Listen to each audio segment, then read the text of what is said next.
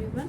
आज हम डिस्कस करेंगे आपके साथ कुछ इम्पोर्टेंट डेफिनेशन जो कि फैमिली की हैं। तो फैमिली की हमने ऐसी डेफिनेशन लिखी हैं जो लगभग सेम है और बहुत इम्पोर्टेंट है किसी भी एग्ज़ाम के लिए। आप कोई भी एग्ज़ाम दे रहे हो या फिर अगर आप परिवार के बारे में कोई लिखना चाहते हैं लॉन्ग आंसर, तो भी बहुत इम्पोर्टेंट है और बहुत ईजी वे में आपको समझ में आने वाली है ये 5 डेफिनेशन। तो शुरू करते हैं। पहली जो है, जैविक सामाजिक इकाई परिवार को किसने कहा है। बहुत ज़्यादा इम्पोर्टेंट है, कई बार आ चुकी है। परिवार को जैविक सामाजिक इकाई किसने कहा है, वो है इलियट एंड मेरिल। आप सभी लोग अगर पहली बार वीडियो को देख रहे हैं तो प्लीज़ इसको ज़रूर लर्न कर लीजिए। बहुत ज़्यादा इम्पोर्टेंट डेफिनेशन है। फैमिली को जैविक सामाजिक इकाई कहा है। MP सेट वगैरह में भी ये पूछी जा चुकी है। नेक्स्ट है, माता पिता और संतानों के बीच के संबंध को फैमिली कहते हैं। तो इन्होंने फैमिली में किसको रखा है, केवल माता पिता और संतानों के बीच में आने वाला जो संबंध है उसको परिवार कहते हैं। तो ये कौन है, क्लेयर।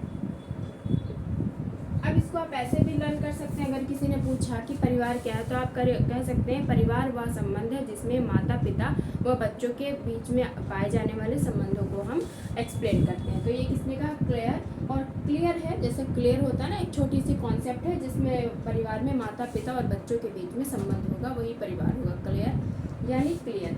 इस तरह से आप इसको याद कर सकते हैं। ये हम ट्रिक आपको बता रहे हैं। नेक्स्ट, हमारी माता पिता बच्चे, उसमें नौकर और दास भी होंगे। तब जब इसमें यहाँ तो हम अभी माता पिता और बच्चों की ही बात कर रहे थे, लेकिन माता पिता बच्चों के साथ जब इंक्लूड कर लिया उन्होंने नौकर और दास को, इन्होंने कहा फैमिली में सिर्फ माता पिता और बच्चों का ही संबंध नहीं होगा बल्कि नौकर और दास का भी संबंध होगा। तो ऐसी बात कौन करता है, वो है एल्मर।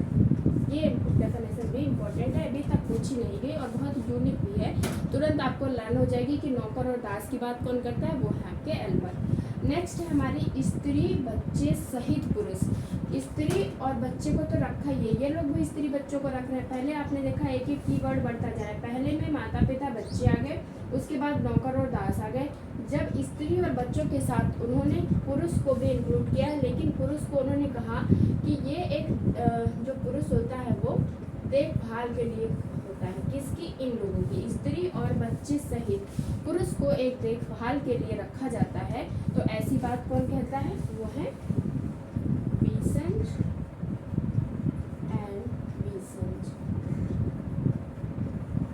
विसेंट एंड विसेंट। तो उन्होंने कहा स्त्री बच्चों सहित पुरुषों की देखभाल, पुरुष भी एक देखभाल के लिए रखा जाता है।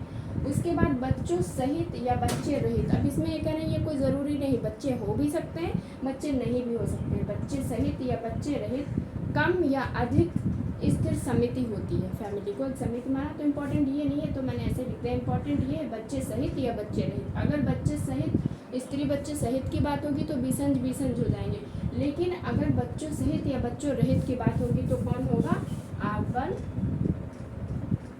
एंड निम्कोफ। ये भी बहुत इम्पोर्टेंट डेफिनेशन है।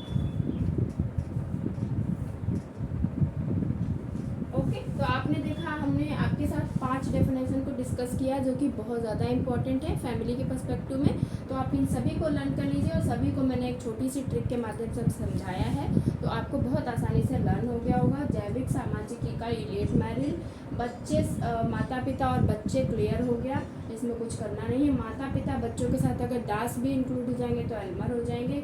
स्त्री बच्चे सहित अगर पुरुष को एक देखभाल के रूप में रखा जाएगा तो विसंज हो जाएंगे। बच्चों सहित या बच्चों रहित कौन बात करता है, आर्बन और निम्कोफ। आई होप आपको बहुत आसानी से डेफिनेशन समझ में आई होंगी। Thank you for watching the video.